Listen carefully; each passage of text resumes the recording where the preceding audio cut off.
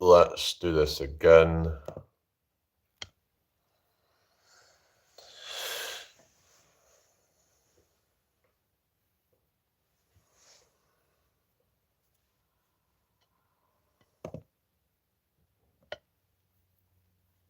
Hope everyone's well today. Let's just put a poll up again.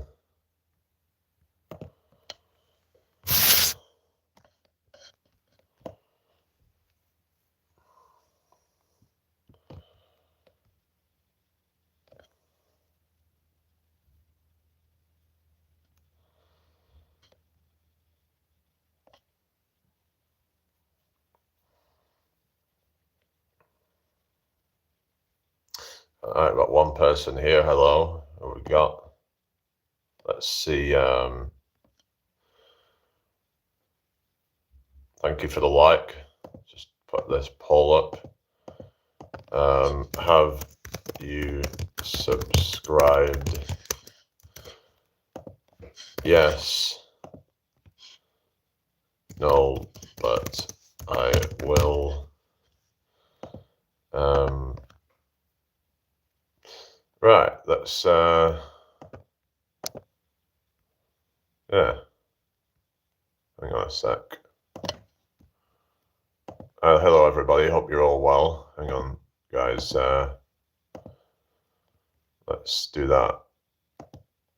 Put a poll up. Hi, Haley, hi, Alondra, how you doing, everybody? Hope you're all well. Welcome in here, everybody. I've just restarted, so I thought I'd just put that as the poll because because we'll see if that helps when you get more subscribers or something.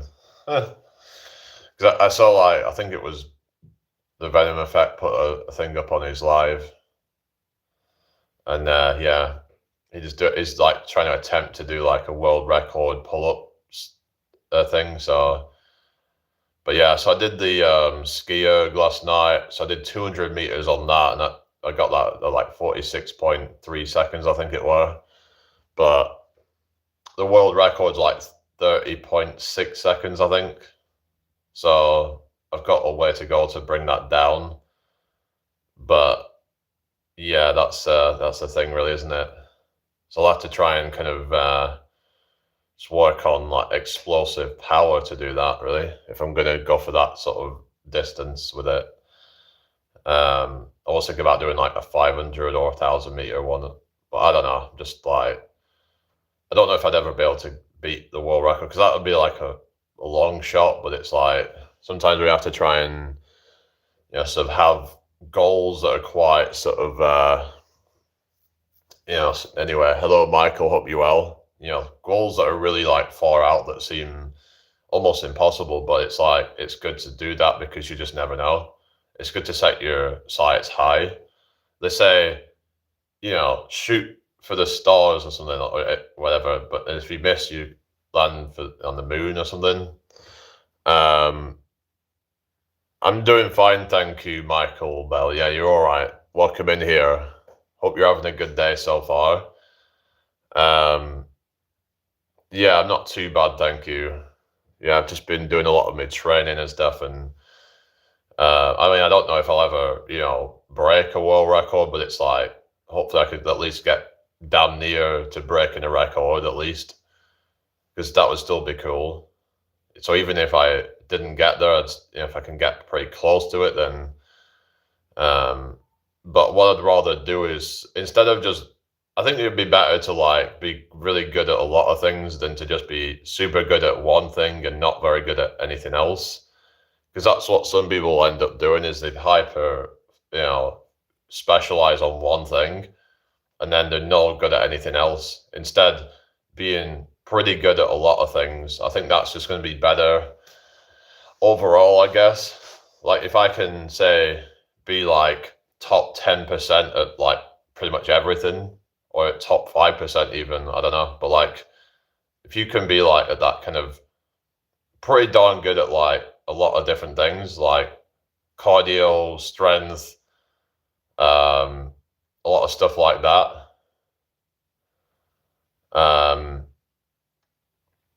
strength to body weight ratio, all those sort of different things. Like if you can get like pretty good at like a lot of these different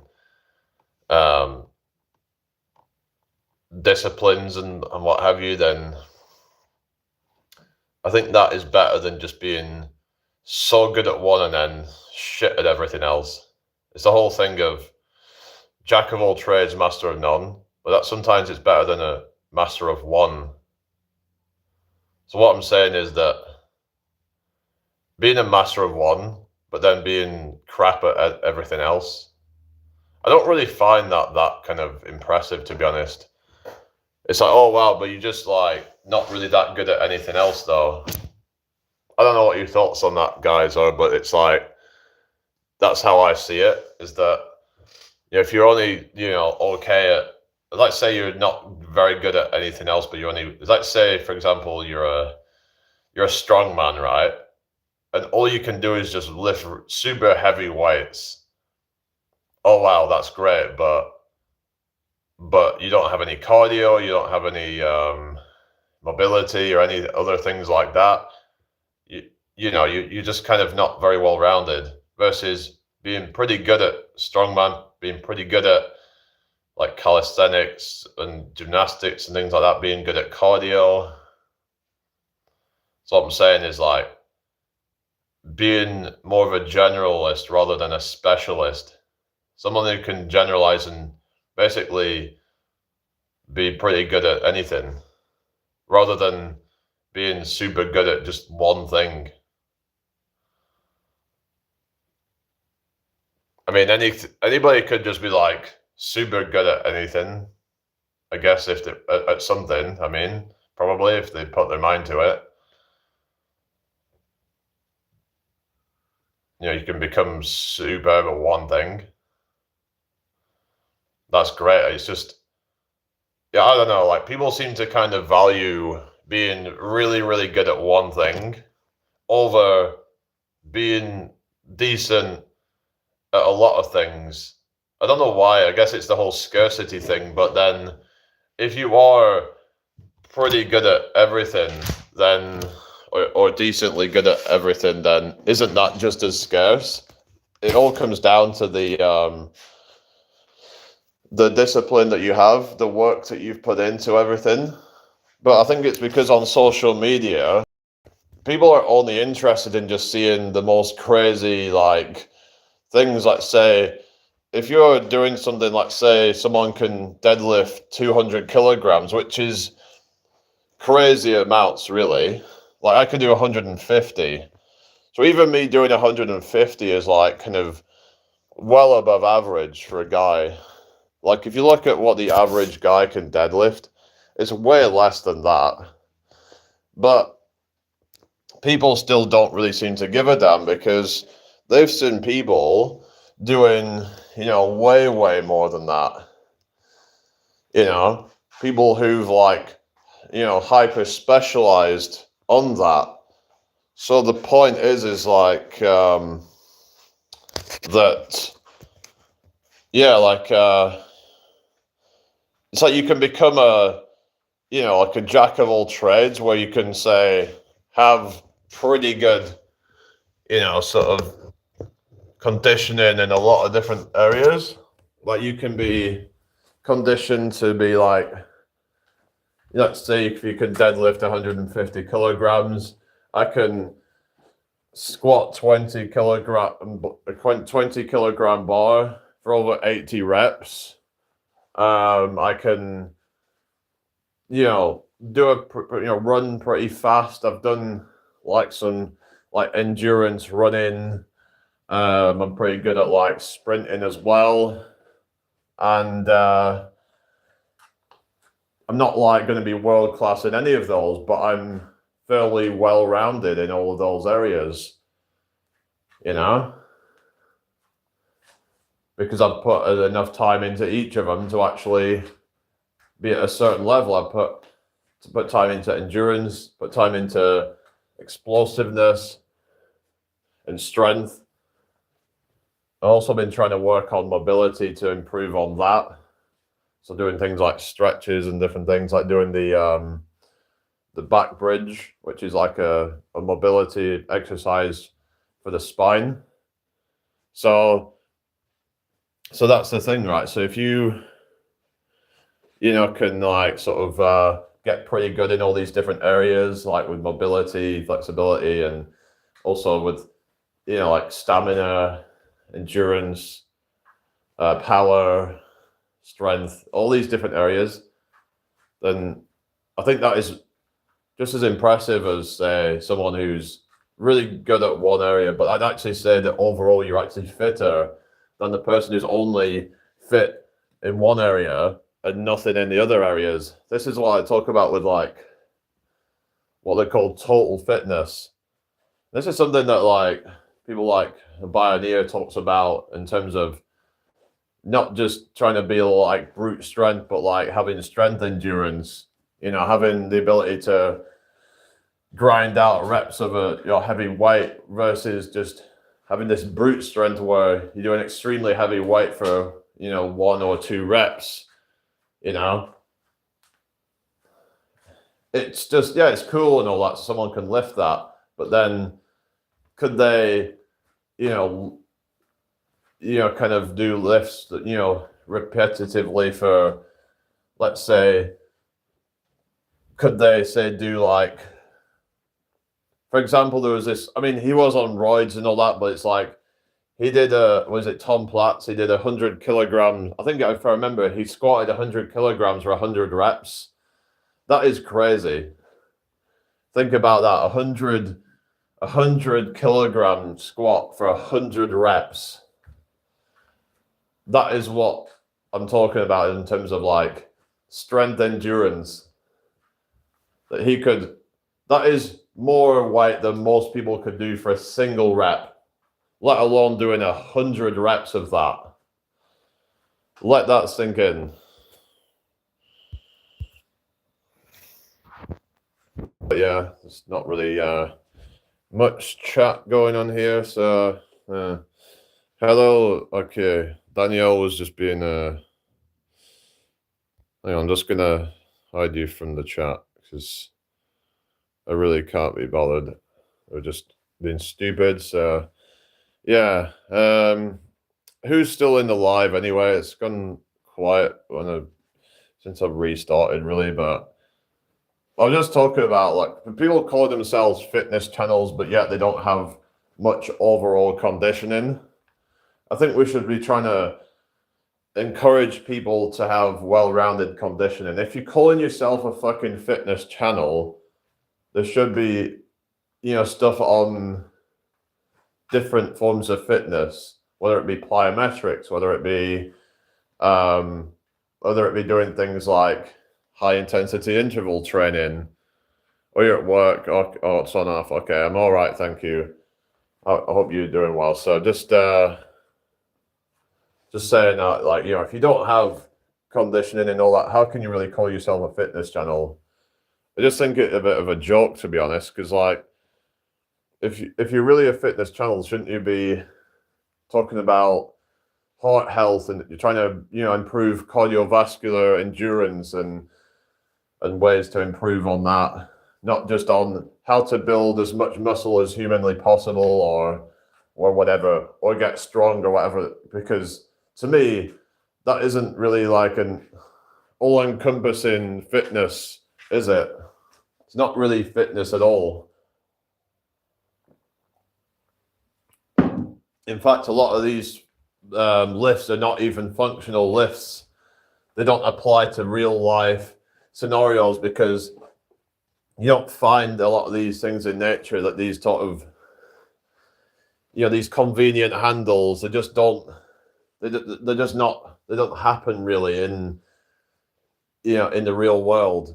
Like when you're doing these deadlifts with these convenient handles, if you want to actually build functional strength, then you're probably better off doing things like sandbag training or lifting Atlas stones and things like that. Really, those are going to be more applicable to that, or doing things like carrying fucking tree logs and stuff like that, or doing things like farmers carries, but then you know, there's the thing is that a lot of these a lot of the exercises at the gym are just not functional at all. When do you ever like just lift a weight like a few times and then put it down? Usually you have to lift it up, then carry it somewhere, drop it. You know, you might have to, like run back and then and then carry more. So there's going to be a lot of cardiovascular and strength endurance in there when you're doing that sort of stuff. Oh, day clubbers. All right. Okay. Yeah, you were telling me about that clubbing for boomers, basically. But yeah, so I don't know. It's just all a bit like this whole thing of fitness. It's like it seems to have lost all meaning. I think a good example of fitness would have been someone like Jack LaLanne or what was the guy called? Sporticus. I think it was the guy who was like that guy was like super fit, right? And I think if I remember, he's still fit. I think he's still going. Like I think he's still around, but he's like, I think he's still doing like his push-ups and things. But he had a lot of like well-rounded fitness that he would do, and he was just a very full of energy and just. Oh yeah, yeah. Richard's a bit kind of funny about things like that, I guess. But I guess you'll be able to kind of, sort of, what's the word? You'll be able to bring him round to it. I don't know. I guess you'll have your way with Richard to like. Oh God. Hope everyone's well. We've got 5 people watching, so hello everybody if you're there. Please make sure to like the live and subscribe if you're new. But yeah, I didn't end up coming on back on last night because I was kind of busy. I ended up going to the gym and just like I got back quite late actually. I think it was like nearly 10 o'clock when I got back. So it just ended up being a bit late. I just had a bit of something to eat and just chilled and whatever, but yeah, I don't know. It's like this, but yeah.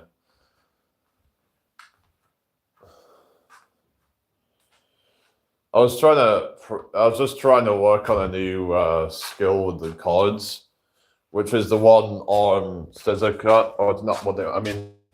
Well, I mean, as in like the 2-handed scissor cut. So like, I can do the scissor cut like this. Hang on a sec. Like this, so you just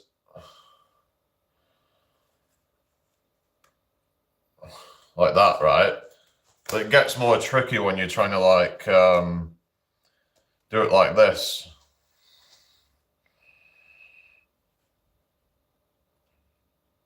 Oof. Yeah, it's like the other hand that just seems to not really be working very well. But I did get it successful a couple of times, but it is very tricky though. You have to make sure you got enough dexterity and yeah.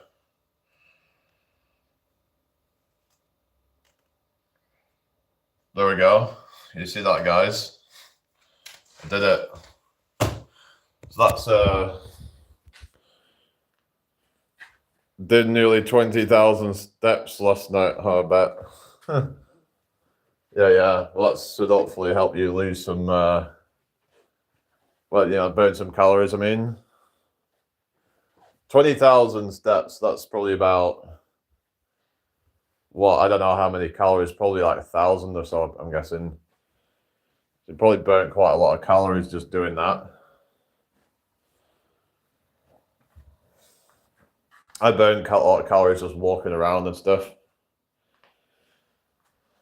So that's how I'm able to like get away with eating so much food, and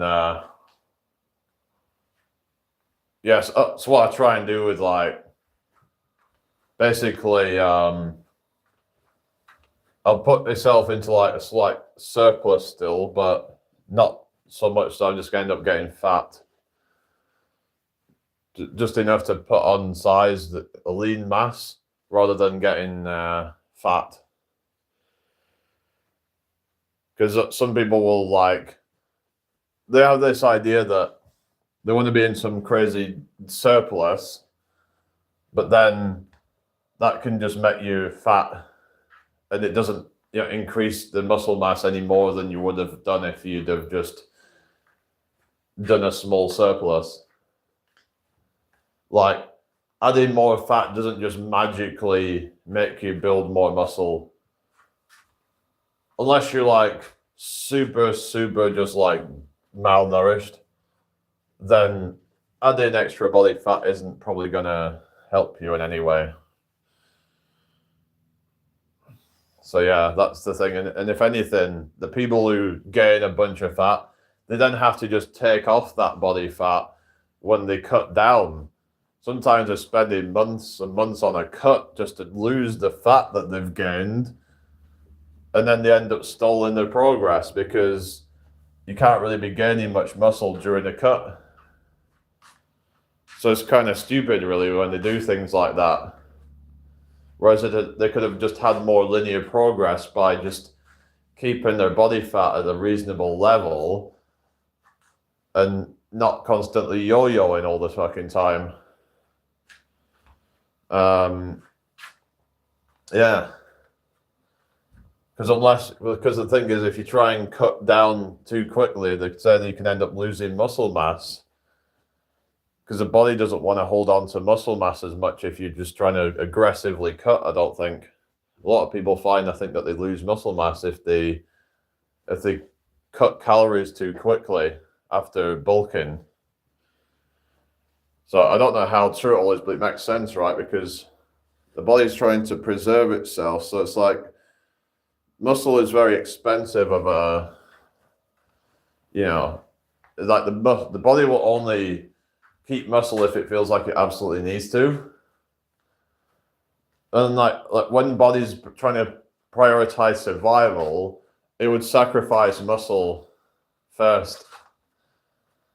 So yeah, whereas if you're in a more modest deficit, then you're less likely to lose muscle because the body isn't panicking.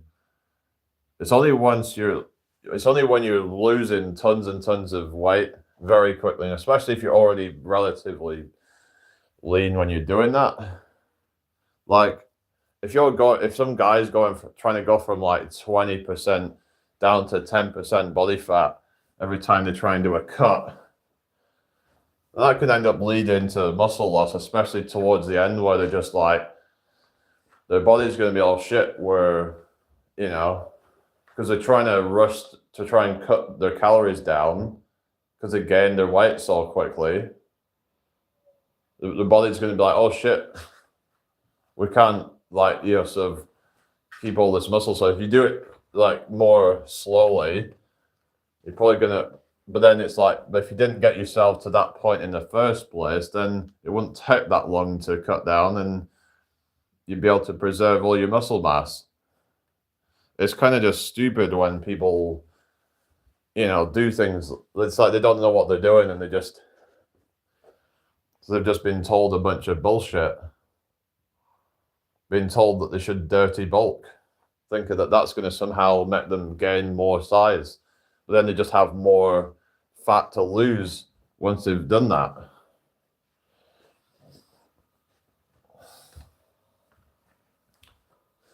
I don't know. It's just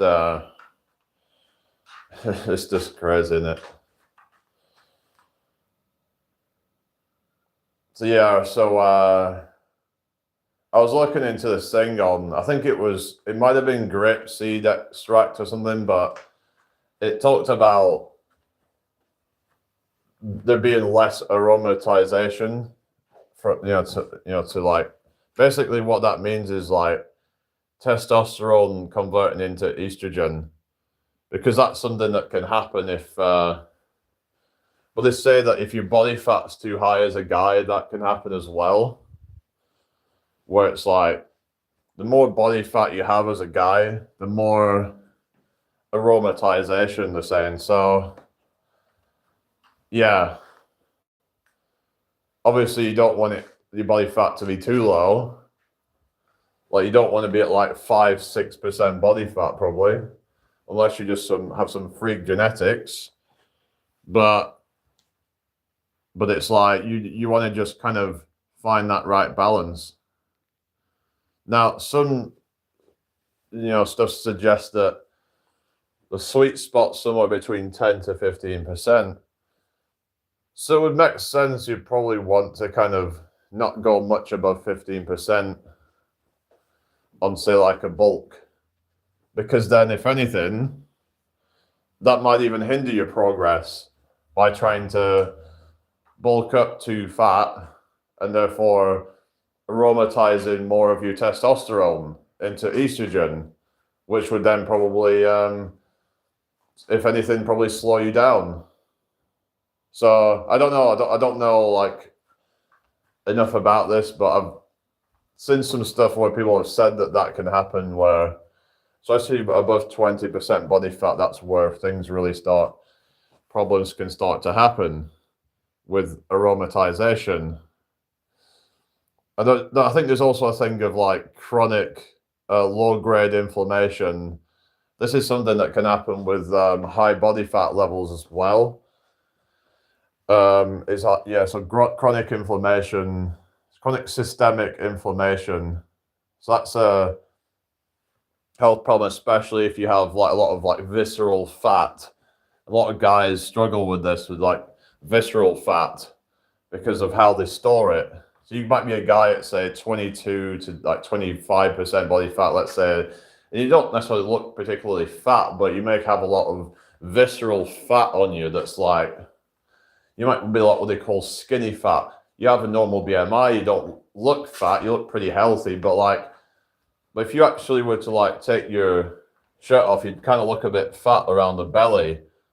Like you just look kind of normal in clothes, but then you'd kind of just look like you have these skinny arms and legs, but like just this kind of a bit of a pot belly. That's what they mean by skinny fat. Because now some might say, well, how can you be skinny and fat at the same time? Well, it talks about terms of like body composition, where your BMI is normal, even in some cases on the lower end of normal, but you have this kind of bit of a gut because of how you store your body fat and how and you don't have any muscle mass. So that's what they call skinny fat, which is, if you're in that situation, I'd suggest probably just start off with just trying to lose some weight first, because you don't want to be bulking when you're already like have a gut, because that's not healthy really. Some people say that you should bulk if you're skinny fat. I don't think it's a good idea, because that can fuck you up, like, because you might already be like, especially if you've been like that for a long time, you could already be pre-diabetic. Like if you're like 25% body fat and just you have like a bad like metabolic health, and you could already be like starting to get to that point after a while where you're like pre-diabetic or something in some cases. So I'd say like starting off with a cut first. And the thing is, right, if you do that and you're doing all like, it's going to help you with calisthenics as well, because if you're skinny fat, it's going to make calisthenics hard. Calisthenics is just going to be a real grind if you're starting off as like skinny fat and trying to bulk up. It's going to probably be like, I don't know, you probably want to just lose some weight first.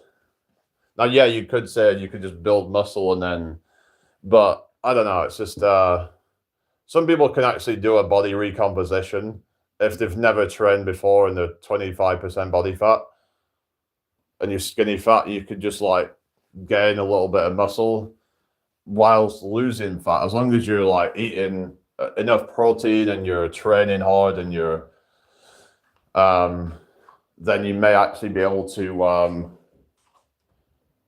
to trade some of that fat for muscle, basically. That's for people who are like you know, they're starting off a bit overweight or over fat, I mean, to begin with. But for most people, I don't think you can really build muscle and lose fat at the same time. There's also like detrained athletes is another one as well. Where say you've not been training for a while and then you come back into it and then you got a bit chubby around the belly and then you just kind of you put yourself into a slight deficit. So basically you end up like burning some fat because you know it takes so many calories to like you know to train and then to like for the body to then build that muscle up. So then you end up actually burning a little bit of that body fat. And you could do that by I mean you could add in some like cardio to like help with the weight loss. So then you're tapping into some of that fat. So then when you can actually lose fat while you're sleeping if you've had, you know, if your calories have been right and you've burnt calories off, say you do you know, you could do some like fasted cardio or something where you could just get up in the morning and just do like a little jog. You could just burn off some of that extra fat. So you could have like basically have where you're signaling your body to grow, but then during, let's say, like the morning, you just go for like a run, and then you're in a more catabolic state, you could call it, where you can burn body fat. But you could, you know, if you've like never trained before, then you could potentially still gain muscle about doing that. You won't gain it as quickly, but I would suggest being in a slight deficit when you're trying to lose fat. But you could start off doing your resistance training and trying to build muscle. It's going to put you in a better position, I think. Or you could just try and lose fat, you know, like, say if you've got like, I don't know, lose 10% of your body fat, and then, or 15% of your body fat, and then try to build muscle from there. You just do it not too quickly, but like lose 1% of your body weight per week. So that's about like, so it'll take you about 15 weeks, something like that and then you'd start doing that. But that would take about a few months, probably about nearly 4 months to do. But I don't know what you guys think really, but I think doing the recomposition if you have a lot of fat on you might be a better way to go. But I've never tried doing anything like that myself, but there's people who swear by that stuff and say that it works. Saying that, you know, body recomposition can work if starting at a higher body fat.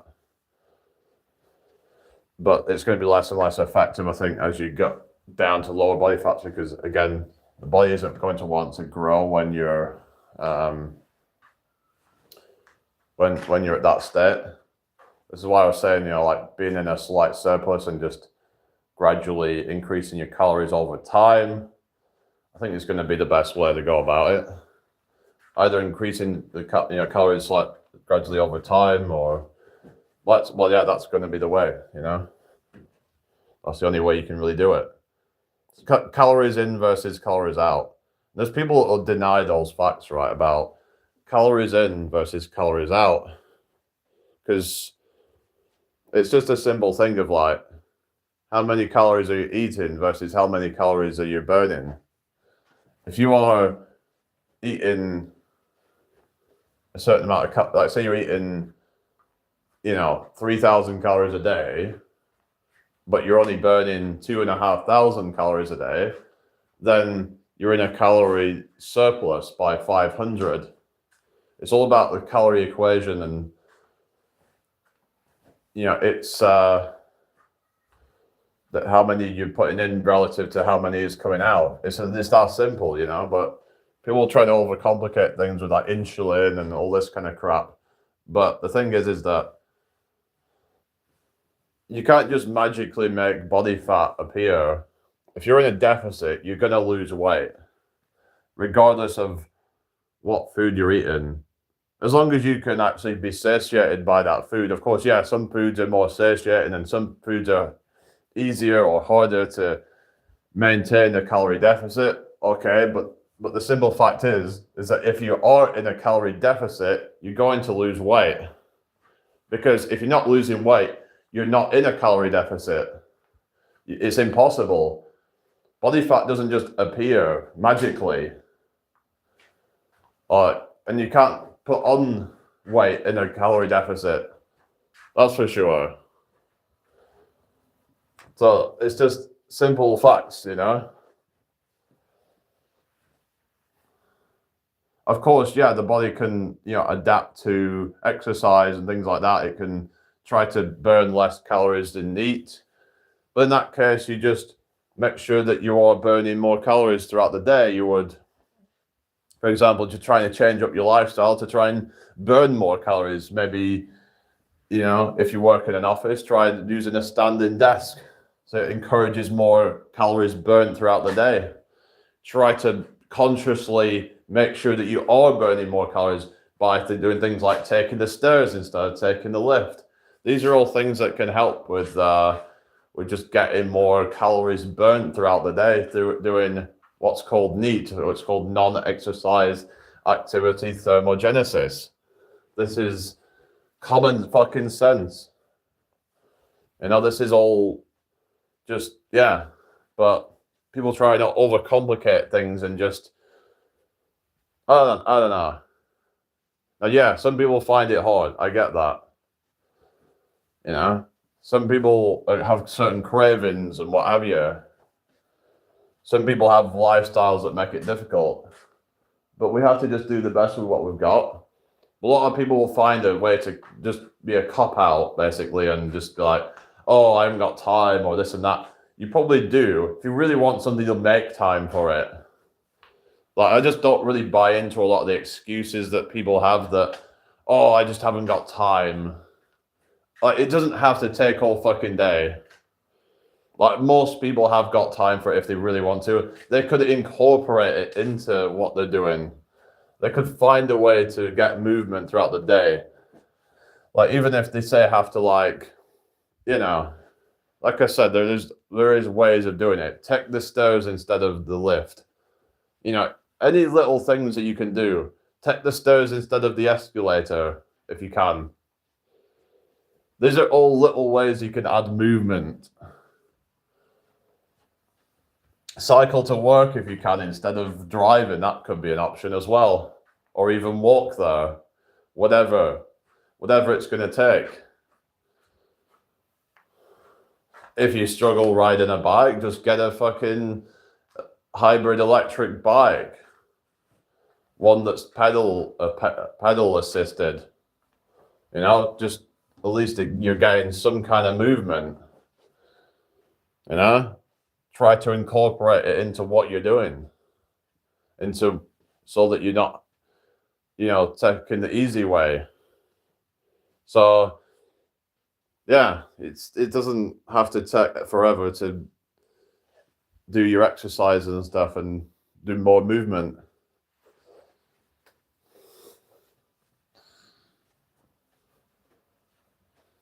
Just think about, like,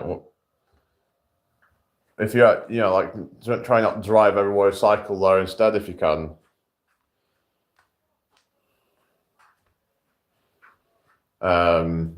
Some people suggest, park away from the, park further away from the shop, so you have to walk a bit more. So another thing I would suggest, right, is actually, like, just not buying foods that are going to make you crave them. So I was talking about this with my mum, and she was saying how this has worked for her. I was thinking about this a while ago. To stop you from craving all these bad foods, just don't buy them in. Like, people will still buy foods in knowing that they're bad, but then it's like, and then, but I've got this craving, I just ended up, eating all this cake. It's like, well, you don't have to buy it in. If it's not in the fridge or the shelves, you're going to be less tempted. Just buy in foods that are healthy. If you need a snack, then you can just go for that. If you want something sweet, just, find something that is a bit lower in calories that can actually taste good. Like, maybe it's something that's, you know, kind of like a fruit or something like that, because you're just less likely to, you know, kind of eat all this junk if you just don't have it in.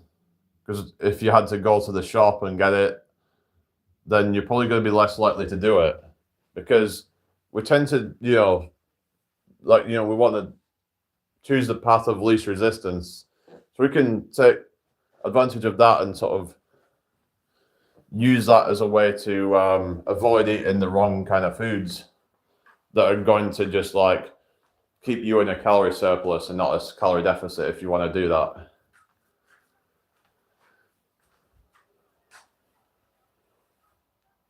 So that would just be my kind of thoughts on that. That, you know, if you want to stop craving the foods, just stop getting them in. You might even need to you might even need to turn off social medias and things like that to stop seeing these adverts and things, because that can be quite tempting as well. Restrict what you see on the internet, and if you have to go on the internet, then try not to, like, yeah, maybe go on sites with just all these ads. I suppose they're everywhere, but like,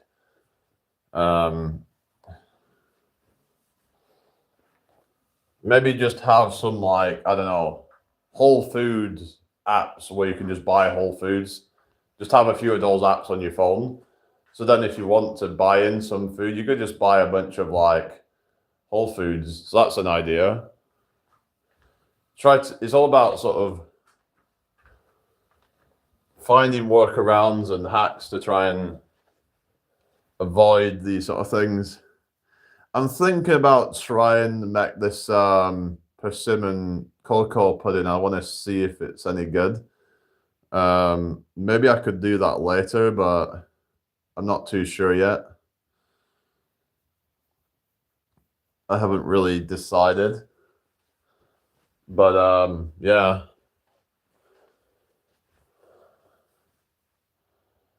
But it does look kind of nice. But I remember trying persimmon, but I did it with the fucking skin on it. It wasn't very nice because it was just the texture of it, really. But it'd be interesting to see what it's like to basically do it with the yeah.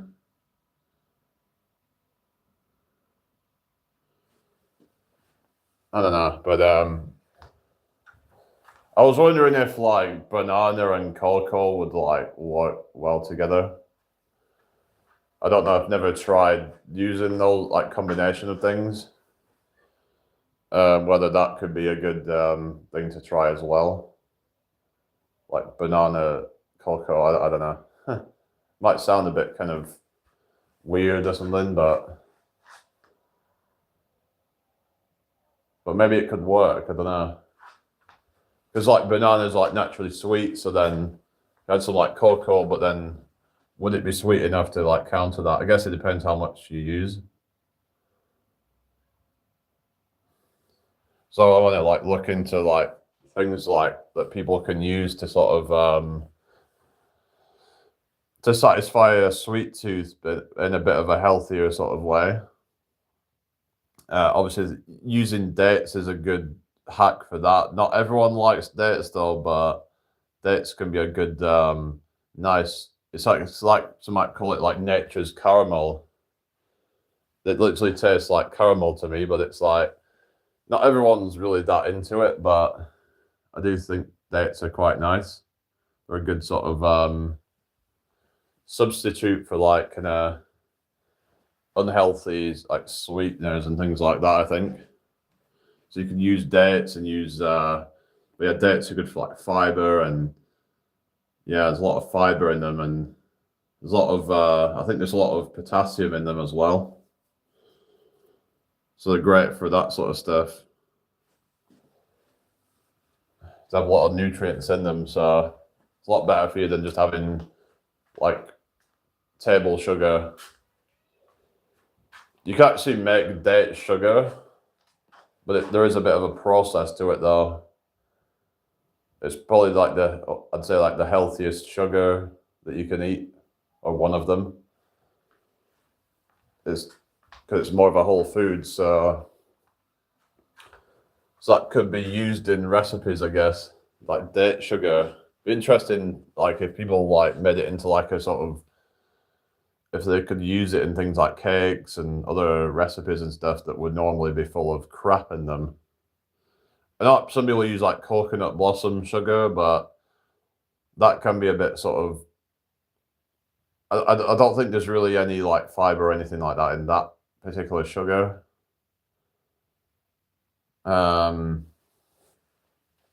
But yeah, there's like different alternatives and stuff, but it's about kind of finding the one that works for you. But I remember I used to try using like demerara sugar, which is like a kind of like it's got like high molasses, I think. It's got a bit of like that treacly kind of flavor, but you don't want to use too much of that though, because it's still sugar at the end of the day.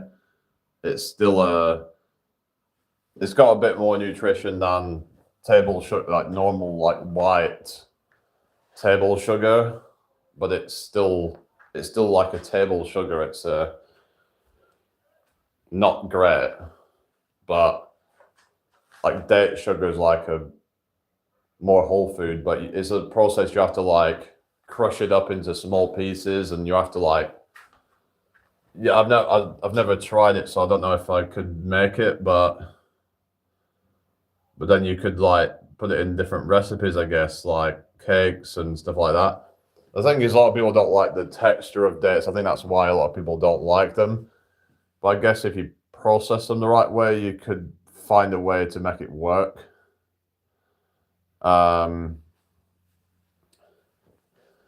But yeah, it's going to have a bit more sort of fiber, and it might. I don't know if it would be as sweet as regular sugar,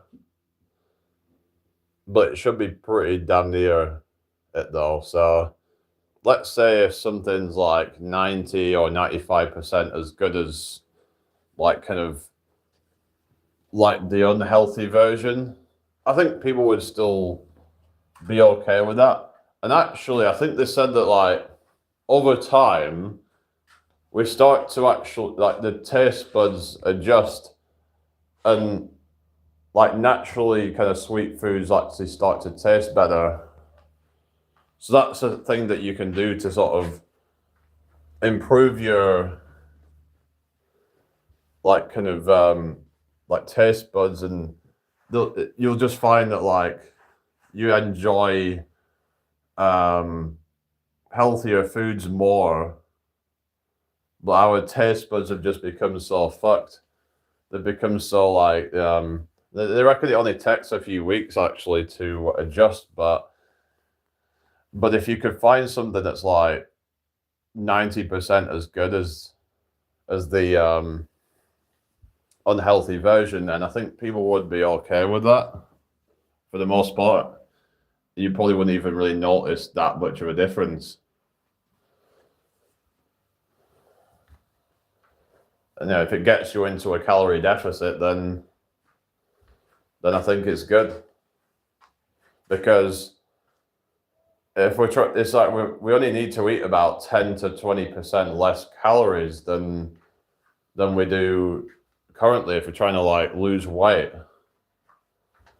But you want to probably like, well, you don't even need to do that. You could maybe be in about 5 to 10 percent calorie deficit from food, and then move around a bit more.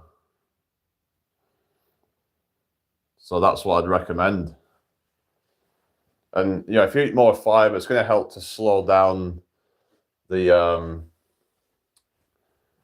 you know, just like the feeling of like, you know, because it'll just keep you feeling fuller for longer. Also, eating more protein can help as well. So like having protein-rich food. So there's a lot of ways that it can be done. It's just we have to like look at like alternatives we can still enjoy, and yeah, you know, it's not gonna be like a death sentence. Anyway, I'm gonna get going, I think. I'll see you all later. Alright, bye for now.